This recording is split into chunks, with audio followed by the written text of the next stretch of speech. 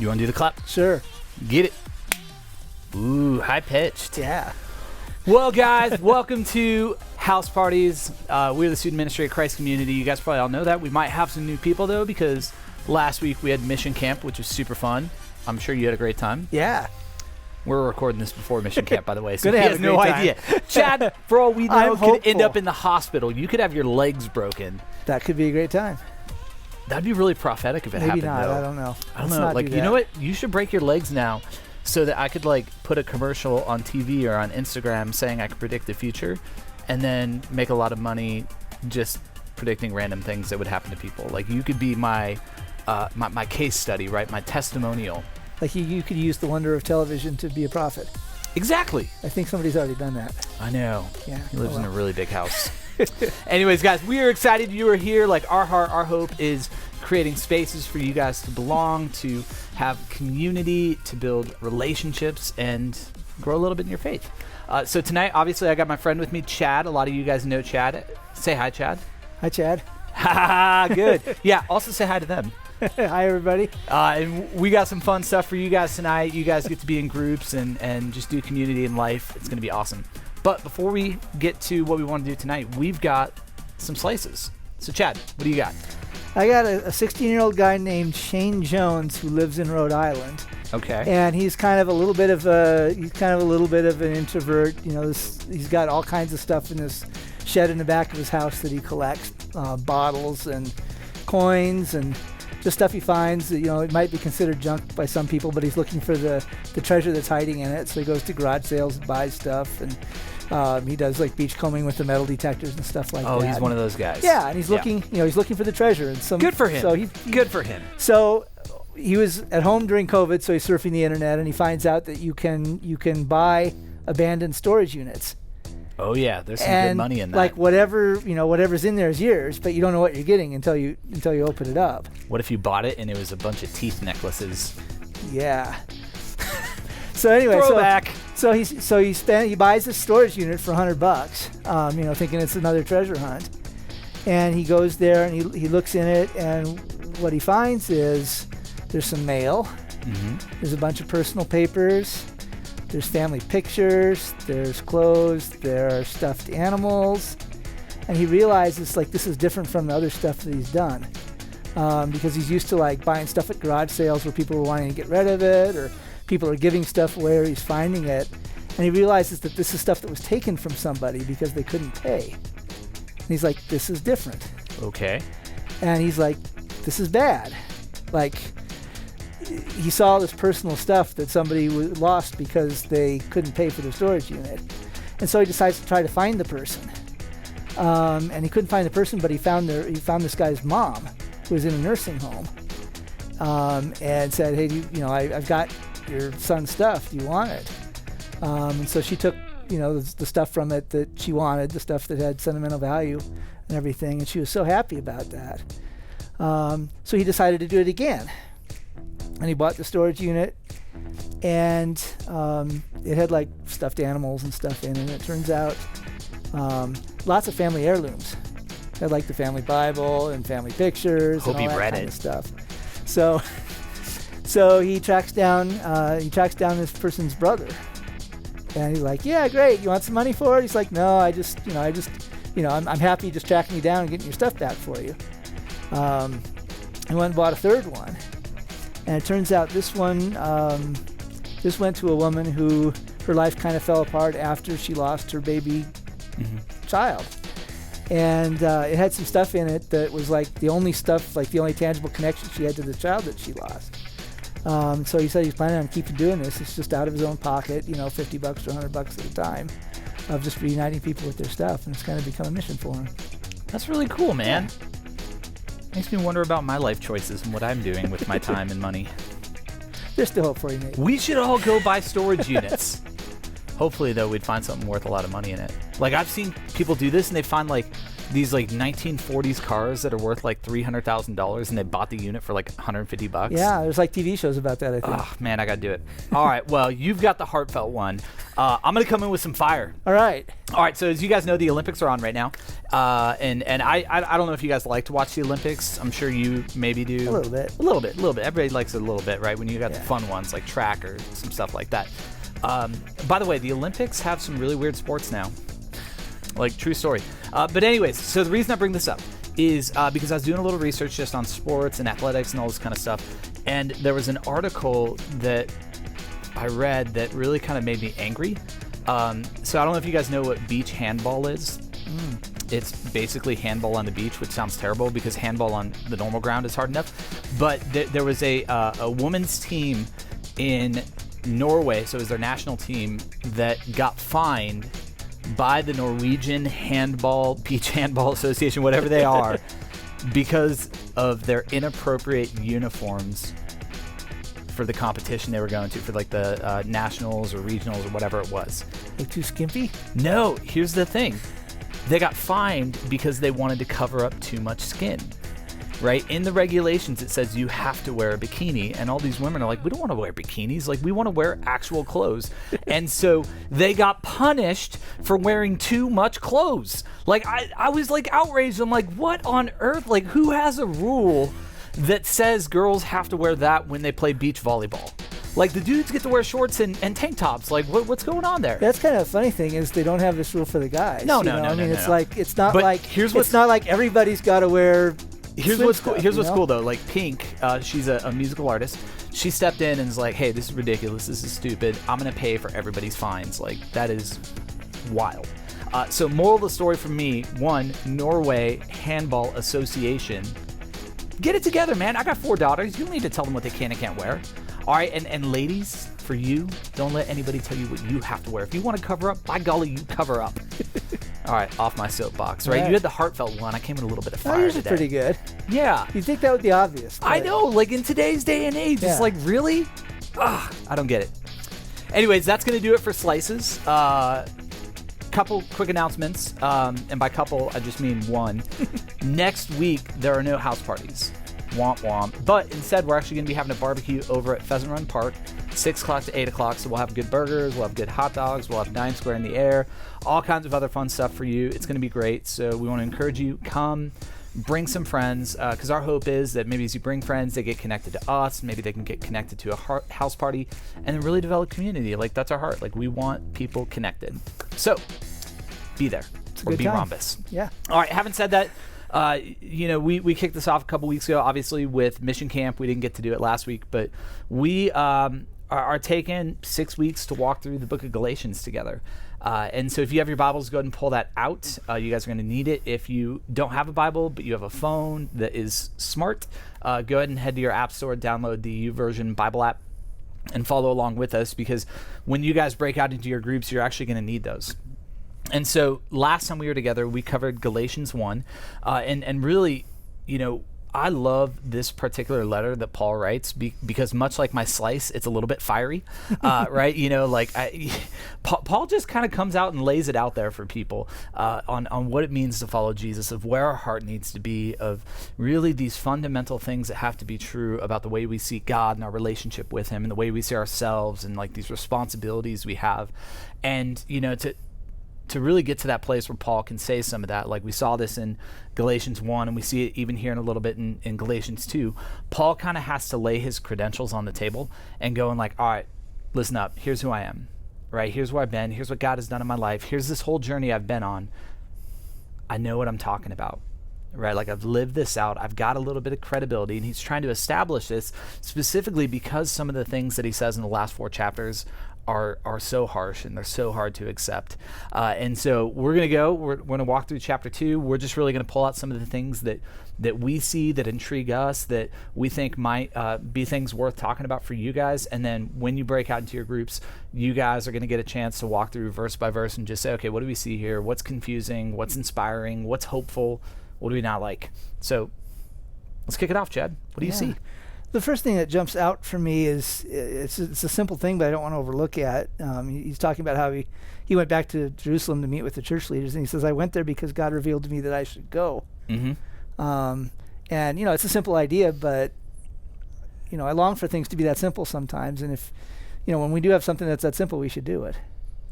Yeah. So I just want to sit on that for just a second and say, well, if God tells me to do something, I should go, So how do you think that applies to our friends here, right? They're in middle school, they're in high school.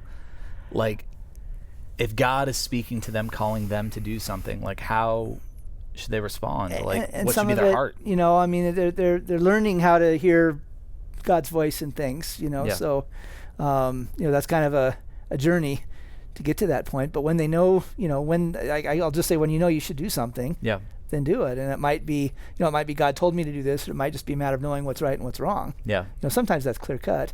So do it. Most times it's not. and Paul's just like, God told me, so I went, Yeah. He told me, jump how high. Yeah.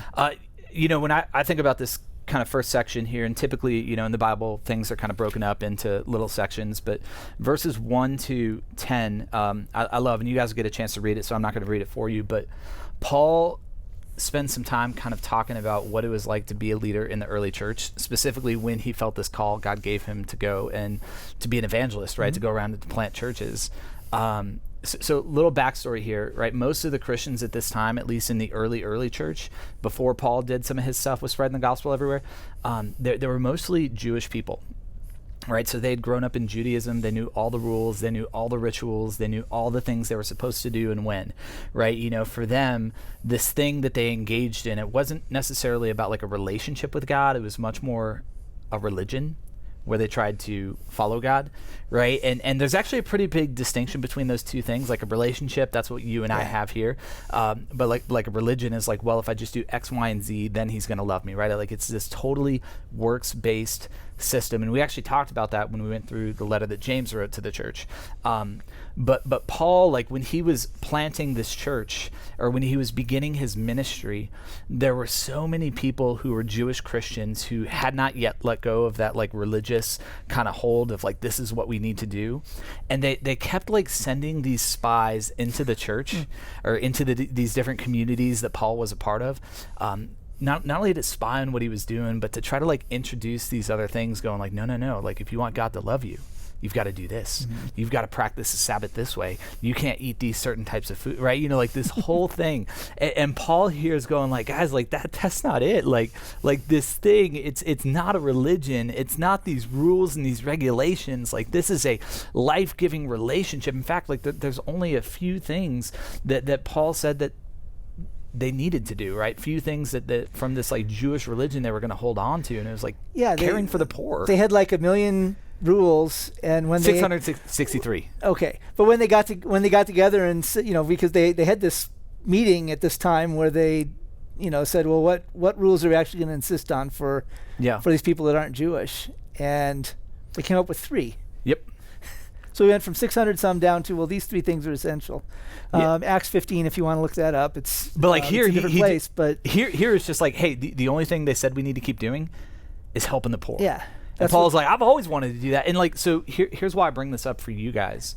Like it's so easy to come to be a part of a community like a house party, or to be a part of a church, or to identify yourself as a Christian and to think, all right, now here's what God expects of me. Right? If I can not swear, if I can tithe, if I can not sleep with my boyfriend or girlfriend, if I can avoid getting, drunk or high or whatever, then I'm good. God is going to love me, right? And truth be told, guys, like you have to know that God's love for you is never based on your performance.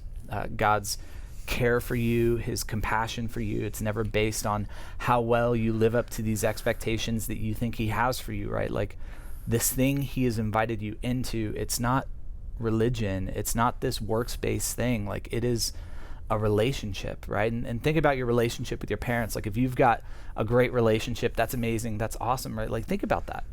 Do your parents love you just because you obey the rules and you go to bed on time and you don't break curfew? It's like, no, like some of those things might frustrate your parents if you do it, but like it never impacts the relationship. It never impacts the love that they have. And I think that's so key for us to understand. Like, as we even approach what does it mean to live like a Christian, like what is this thing that Jesus is actually calling us to? Because if we just think it's like meeting these expectations that he has, like we miss out on the beauty and the wonder and the joy of this life that we have. And to be honest, like I think that's why so many people like walk away from Christianity and end up being bored with it, because that's what they think it is. Yeah. They're like, oh, it's stupid. Like he's just a party pooper. He just wants to make sure I don't have any fun. And Paul's going like, no, like that ain't it. That's wrong. But that's kind of how we think, right? Like Yeah. we have, we earn stuff and we measure up and all that kind of thing. And, the rest of this chapter, Paul just blows that up. Yep. And it's like Paul versus Peter here. He catches Peter doing one thing when he's with people who aren't Jewish. And Peter's one of the other disciples. He was the leader of the church. And he's talked about how, Peter kind of had this mission to preach to the Jewish people, and Paul had this mission to preach to the Gentiles, which is the rest of the world. And they've talked about how, this is different. Well, he catches Peter hanging out with some people who aren't Jewish, and he's living in freedom. He's extending him grace. You don't have to follow the rules. And then some Jewish friends come. Yeah. And all of a sudden, Peter's following the rules again and kind of staying away from the people who aren't Jewish. Well, that's super hypocritical. Right. But, Peter's worried, what are they going to think of me? This is something, several places, Peter's like worried about what the Jews are going to think of him, right? Which is so funny, because Peter was like not cowardly at all in the Gospels, and yet he is. This is something that was a weak spot for him, right? So Paul completely, like, publicly calls him out on it and says, this isn't right. It's grace, it's not works. And I learned something this morning. You want to? No, go. I learned something this morning when I was reading this. I had always misinterpreted this, but down toward the end of the chapter here, Paul says that my old self was crucified with Christ, and I always thought that he was talking about his sin, because there's other places where he does talk about this battle inside of himself with, I'm trying to not sin, but I still sin, but I'm saved by grace, and so I took it in that context. But in this chapter, he's actually talking about his trying to obey the law. Yeah. And the self that he's killing isn't the sinful self, it's the self that's trying to obey the law and trying to earn a salvation. Well, yeah, like, and I was actually going to bring that up. Like, I love this whole thing, right? Because in the Jewish system, obviously we talked about like there's 613 laws, right? There's all these things that they had to do. And the problem, like when you've got this many rules and regulations and laws, like it's super oppressive. Right? Like, look, you work for the federal government. You know all about this, right? Lots of rules. Lots of rules, lots of regulations. and sometimes, like, all the rules and regulations, it makes life hard to do, right? It just sucks the joy out of it. And so where Paul is coming from here, he's like, look, like, that's what the law does, right? Like when I look at the law, all I see is how jacked up, messed up, and broken I am. When I look at the law, all I see is how short I fall of everything I think I'm supposed to be, right? When I look at the law, like, I just get depressed. And I love what he says here. He goes like, when I tried to keep the law, this is out of verse 19, it condemned me. And so what I had to do is I had to die to the law. I stopped trying to meet all of its requirements so that I might live with God. Right, so essentially he's going like, look, you know what? I'm gonna stop focusing on the things that are wrong, and I'm gonna start focusing on the thing that's right. And that like sounds backwards. It does, but it, but like, I mean, C.S. Lewis had this great quote once where he said, "Hey, if you want to find life, you've got to die to yourself first." Yeah. And I don't know, like it's the people who aren't afraid who actually experience the most joy and excitement. Because if you live in fear, you never do anything, right? You're just going to be huddled up, right? Maybe during COVID, if you guys had friends or family members who were this way, they were like, "Oh, I'm going to get sick if I go outside." Not that there's anything wrong with that, but like they just basically huddled up because this fear was this thing that consumed them, and that happened in the Jewish culture too, right? So he's like, "Look, I'm going to stop focusing on this thing that tells me how broken I am, and instead I'm going to focus on the one who tells me how loved I am." Right, and then he goes on to say this, my old self has been crucified with Christ. It's no longer I who live, but Christ who lives in me. Right, and that's so huge because he's just going like, look, my identity, who I am, my value, my worth, it doesn't come from my brokenness or my sin. It doesn't come from how I feel about myself. It comes from what Jesus has declared to be true about me. And I think that's like a really important thing for you guys to wrestle with in your groups, because so many of us identify ourselves and find our value and our worth through like maybe the things that we do, or the things that we think about ourselves, or the things that other people think about us. And to be honest, like all that stuff, it's pretty disappointing, right? Like it might be cool for a little bit, like if you're the popular kid in high school and everyone loves you, but like I can assure you, as you get older, like everything within you, it just kind of makes you go, oh, that's a bummer.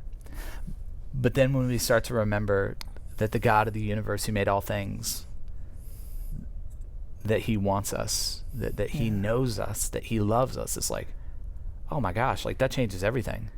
Right? And it's no longer me trying to conquer my sin. It's no longer me trying to become a better person. It's me simply surrendering and saying, God, I can't do it, but I know that you can do it through me, and you can do it in me. Right? And so it's like I think about my kids, right? Sometimes if they'll grab like a jar of jelly or something they want to get into, and it's like a brand new one, but they can't do it, right? And it's so cute to watch them do it because they just struggle. They're like, and they can't get there. But then they know, like, hey, if I ask Dad, like Dad can do this for me. Like I don't have the strength, I can't do it, but I know my dad can, right? And I know that's not like a perfect analogy here, but that's what like Paul is saying here. He's like, look, I can't conquer my sin, I can't deal with all this stuff in the law, but I know he can. So I'm just going to recognize my weakness. I'm going to call it what it is. I'm a broken human being, but you know what? I have a good Father who cares for me. And the peace that's there, your girls trust that you can do that. Yeah, there's Paul's so much trusting freedom. God to take care of that. I know, it's beautiful, isn't it? I think we think about measuring up. I think a lot of times we think of God as like lifting us up so that we can measure against the yardstick, right? Like we're going to fall a little bit short, but God's forgiving and he's going to lift us up. And it's not like that at all. I mean, Paul's blowing up that idea here. Paul's like, you can't lift yourself up at all. God's, Jesus has the key. Yeah. And he's walking with us and he's taking us along. It's a totally different paradigm. We're not being lifted up to the measure. Yeah. We're being brought in because, we don't get in because of the measuring up. We get in because Jesus says so. And this will make a little more sense too in the context of some things that come later where Paul talks about sin. He even talks a lot about this in Romans 6, 7, 8, 9, 10, actually all of Romans. But like having that like understanding of our sin and our brokenness and who we are, and then seeing who God is and what he has done, it's like, oh, all right, so this isn't me at all. Like my job is merely to surrender. It's all him. And that's what Paul's doing here. And I think that's huge. Even though this letter was written thousands of years ago, like it still fully applies to us today. Like God has something to say to you guys in this letter. Paul has something to say to you in this letter.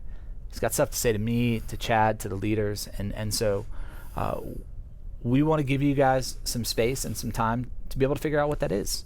To just sit with it, read through it. Like if there's stuff that stands out, go like, all right, God, like what are you doing here? What are you saying? And maybe this sparks a conversation about something entirely different.